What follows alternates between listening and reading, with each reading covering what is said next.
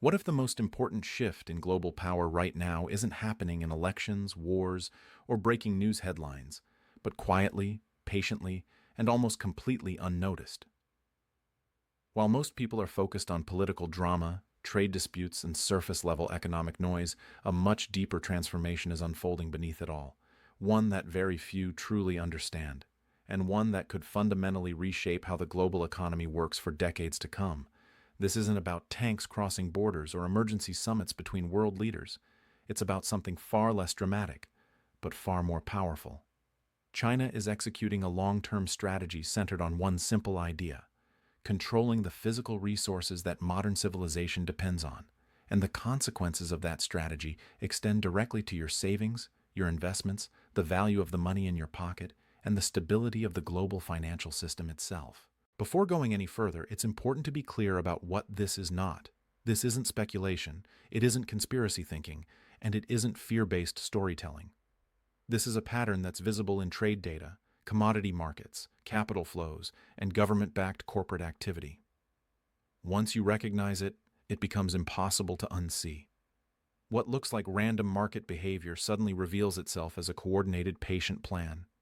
For a long time, China was viewed simply as the world's factory, a place for cheap labor, mass production, and export-driven growth. That version of China no longer exists. Manufacturing dominance was just the first phase. What's happening now is far more strategic. China is positioning itself to dominate the supply chains of the materials that make modern technology possible in the first place. Nearly every advanced industry today relies on specific metals and rare materials. Semiconductors, renewable energy systems, electric vehicles, advanced medical equipment, aerospace technology, military hardware, high-precision manufacturing. All of it depends on materials that are not easily replaced and not evenly distributed around the world. Control those materials, and you gain leverage over everything built with them. The logic is straightforward. If you control the raw inputs, you influence who can manufacture. If you influence manufacturing, you influence pricing. If you influence pricing, you influence entire economies. Beijing understands this deeply. While Western governments operate on election cycles and quarterly earnings reports, China plans in decades. This isn't opportunistic buying during market dips. It's systematic accumulation backed by state policy, state-owned enterprises, and virtually unlimited capital. The materials being secured aren't the ones most people think about. Not just oil or gold, but industrial metals that sit quietly at the foundation of modern life. Metals used in electronics, energy systems, transportation, defense, and infrastructure. Materials that most people never hear about, yet cannot be removed from the supply chain without bringing entire industries to a halt. What makes this strategy difficult for many to grasp is its scale and subtlety. There's no single announcement, no dramatic declaration, just a steady pattern of behavior. Chinese companies consistently outbidding Western firms for mining rights across Africa and South America. Large increases in metal imports even during periods of flat domestic manufacturing output. Strategic reserves being built that far exceed anything maintained by Western nations. Unusual and persistent price movements in obscure commodity markets that suddenly make sense when viewed through this lens. One of the clearest examples of how effective this strategy already is can be seen in rare earth elements. China controls the vast majority of global rare earth processing. Even when these elements are mined elsewhere, they are often shipped to China for refinement, because that's where the expertise, infrastructure, and capacity exist. These materials are essential for smartphones, electric motors, wind turbines, missile guidance systems, medical imaging equipment, and countless other technologies. Without them, modern life doesn't function. That's not a future risk. That's a present reality. And now that same model is being expanded across a much wider range of critical materials. The implications go far beyond manufacturing. When you control access to materials, you don't just control production. You influence innovation itself. You decide which countries can build advanced industries and which ones remain dependent. This kind of power doesn't require force. It doesn't require sanctions. It doesn't require diplomacy. It comes from ownership of the physical foundations of industrial activity. There's another layer to this strategy that's just as important, and it's often overlooked. Every time China buys physical resources, it's converting US dollars into tangible assets. For decades, China accumulated enormous dollar reserves by running trade surpluses with the West. Now those reserves are being methodically exchanged for materials with intrinsic value and strategic importance. Paper is being turned into power. Ask yourself a simple question. If you were holding massive amounts of a currency that is continually being diluted through money creation, what would you do? Would you keep holding the paper, or would you exchange it for assets that retain value and provide leverage in the real economy? China made its choice, and it's executing that choice with discipline and patience. Recent trade tensions didn't disrupt this plan. They accelerated it. With fewer dollars flowing in through trade, China adapted by using existing reserves more aggressively, expanding non-dollar trade relationships, and reducing reliance on Western financial systems. This isn't reactionary behavior. It's strategic adjustment, and it carries serious implications for the future strength of the US dollar. What's unfolding right now isn't loud. It isn't chaotic. It's quiet, systematic, and incredibly consequential. And most people are still watching the wrong things. If you think this is just an abstract geopolitical theory, you need to look at what's happening to the US dollar right now, because the currency tells the story before headlines ever do. The dollar isn't just experiencing normal ups and downs. It's entering what looks increasingly like a structural decline, not a short-term pullback, not a temporary correction, but a longer cycle driven by deep changes in how global trade and reserves are structured. The dollar is already on pace for one of its weakest periods in years, down significantly against a basket of major currencies. And this isn't being driven by panic or market emotion alone. It's being driven by fundamentals, the kind of fundamentals that don't reverse in a few months. Currency traders who make their living betting on these moves are positioning for continued weakness, and they're doing it for a reason. Historically, when dollar declines are driven by structural forces rather than sentiment, they tend to last many years. Once these cycles begin, they don't stop just because central banks want them to, and we're only at the beginning. Nowhere is this shift easier to see than in the silver market, which has quietly become one of the most important case studies in modern resource competition. Silver prices have exploded over the past year, rising at a pace that has nothing to do with normal investment cycles. This isn't slow appreciation. This is what happens when physical supply collides with overwhelming demand. For a long time, silver was thought of primarily as a monetary metal, something people bought as a hedge or store of value. That classification no longer fits. Silver has become a strategically critical industrial material.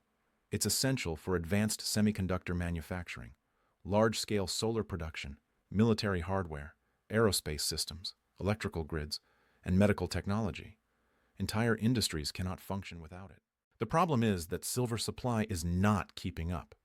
Mining output grows slowly, while demand is accelerating across multiple sectors at once. When too many buyers chase too little physical material, prices don't just rise, they spike. But the most important pressure on the silver market right now isn't coming from the West. It's coming from China. And what's happening there reveals something far bigger than just a metal shortage. Chinese investors, both institutional and retail, have realized something that Western markets prefer not to talk about openly. In paper silver markets, futures contracts and financial products claim ownership of vastly more silver than physically exists. In some estimates, there may be dozens or even over 100 paper claims for every single ounce of real deliverable silver. Once you understand that, the rational response becomes obvious. If you want real exposure, you don't buy promises. You buy physical metal. You take delivery. That's exactly what's happening in China, and it's happening at a scale large enough to disrupt global markets. Demand for physical silver has surged to the point where shortages are now appearing domestically. People don't want paper exposure. They want metal they can actually hold. The behavior this has produced is extreme, but revealing. Investment funds tied to physical silver inside China have become massively oversubscribed. In some cases, investors are paying premiums so high they would seem irrational under normal market conditions. People are paying far more than the underlying metal is worth just to gain exposure. On the surface, this looks reckless, and from a narrow investment perspective, it is. If those premiums collapse, losses could be severe even if silver prices stay flat. But the psychology behind this behavior matters far more than the risk. It tells us two critical things. First, physical silver supply inside China is extraordinarily tight. Normal acquisition channels simply cannot meet demand. Second, investors are genuinely afraid that silver may become unavailable in the future, regardless of price. They aren't chasing profits, they're chasing access. That fear-driven demand has created a persistent price gap between domestic Chinese silver prices and international markets. In a healthy, efficient system, that gap would be arbitraged away immediately. Metal would flow from cheaper regions to more expensive ones. The fact that the gap persists tells you something is broken. Physical supply constraints are overriding normal market mechanics. Now, it's important to be honest here. What's happening in silver markets has clearly crossed into speculative territory. Manias don't last forever. Corrections are inevitable. Some selling pressure is already appearing. But speculation doesn't erase fundamentals. Underneath the excess is a real structural reality. China is absorbing physical silver because it understands its strategic importance, not just for profit, but for industrial security. And silver is only one example. The same dynamic is playing out across a wide range of critical materials. Copper for electrification, lithium for batteries, cobalt for stability and aerospace, nickel for metallurgy, rare earths for magnets and electronics, tungsten for tooling, chromium for steel, gallium for semiconductors. Materials most people never think about, but which every advanced economy depends on. It would not be surprising if enormous quantities of these materials are being quietly accumulated in ways that never appear in official statistics. This isn't peacetime commerce as usual. This is strategic resource competition happening slowly enough that it doesn't trigger panic, but fast enough that it's reshaping supply chains before responses can form. Western governments are only beginning to acknowledge this reality. Committees are formed, reports are written, studies are commissioned. But strategy takes time, and time is the one resource that's already been spent. By the time plans turn into action, dominant positions may already be locked in. And remember, every ounce of metal purchased requires converting dollars into physical assets. That creates constant downward pressure on dollar demand. It's not one dramatic event. It's thousands of transactions that add up to a shift in global monetary balance. This is where the story expands beyond China alone, because there's another major force moving in the same direction, and it's coming from Japan. Japan is about to become a much bigger part of this story than most people realize, and the reason has everything to do with currency pressure and massive capital flows that have quietly supported the global financial system for years. The Bank of Japan has begun raising interest rates and has made it clear that further hikes are likely. On the surface, this may not seem connected to anything else we've discussed. In reality, it's deeply intertwined with the future of the dollar. Japan has been struggling with a weakening yen for years, and even after raising rates, the currency has failed to meaningfully recover. A weak yen makes imports more expensive and fuels domestic inflation, which puts enormous pressure on policymakers. At this point, stabilizing the currency has become a top priority. But Japan faces a serious constraint. Its government debt is among the highest in the developed world, approaching levels that make aggressive rate hikes extremely dangerous. Higher rates mean higher debt servicing costs, and those costs can spiral quickly. To manage this, Japan will likely need liquidity from somewhere else, and the most obvious source is foreign assets. Japan is one of the largest holders of U.S. government debt in the world. If it begins selling even a fraction of its treasury holdings to support its currency and fund policy adjustments, the impact on U.S. bond markets could be significant. More supply of treasuries means lower prices, higher yields, and reduced demand for dollars. But there's another mechanism tied to Japan that matters just as much, and it's the unwinding of the yen carry trade. For years, global investors borrowed yen at extremely low interest rates, converted those funds into dollars, and invested in higher-yielding U.S. assets. The difference between borrowing costs and returns created enormous profits, especially when leverage was involved. This trade funneled massive amounts of capital into U.S. markets and helped support asset prices. That trade only works under very specific conditions. Japanese rates must remain low, and the yen must stay weak or stable. As rates rise, the math breaks down. Profit margins shrink, and risks increase. If the yen strengthens, Borrowers suddenly owe more in dollar terms when repaying yen-denominated debt. At the same time, U.S. assets could be declining in value as financial conditions tighten. Losses stack on both sides. For anyone running this trade, the risk profile has changed dramatically. Exiting becomes the rational move. As that unwinding continues, capital flows out of U.S. assets, treasuries face selling pressure, and dollar demand weakens further. This isn't theory, it's financial mechanics playing out step by step. When you zoom out and connect all of this, the picture becomes much clearer.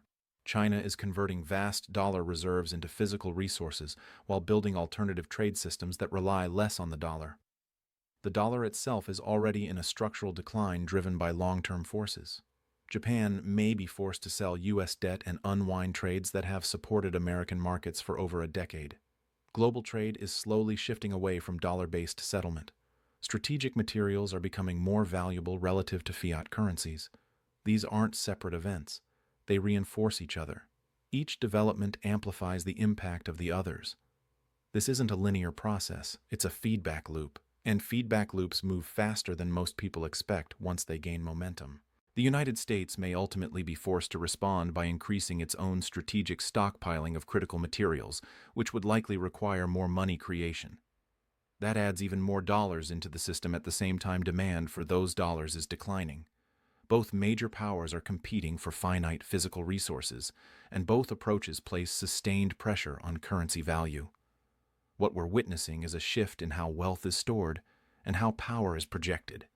Paper assets are losing relative importance while tangible resources gain strategic weight. This transition won't be smooth. Periods of volatility are almost guaranteed. The years ahead, particularly the next 5 to 10, are likely to challenge assumptions that have held for half a century. This isn't just another market cycle that resets when policy changes. It's a structural transformation of the global financial system. The framework that dominated the post-war world is being reshaped not through conflict, but through economic positioning and resource control. Traditional monetary tools can't easily solve this. You can't simply raise interest rates and undo decades of strategic accumulation. For individuals, this means the strategies that worked in the past may not work in the future. It means thinking beyond conventional diversification and understanding the growing importance of real assets, supply chains, and currency exposure. It means recognizing that stability may no longer come from the places it once did. These shifts are already underway. Decisions being made right now by governments, institutions, and investors will echo for decades. Staying informed isn't optional anymore. It's a form of self-defense. This story isn't finished. It's still unfolding. And the quiet moves happening today are likely to shape the global economy far more than tomorrow's headlines ever will.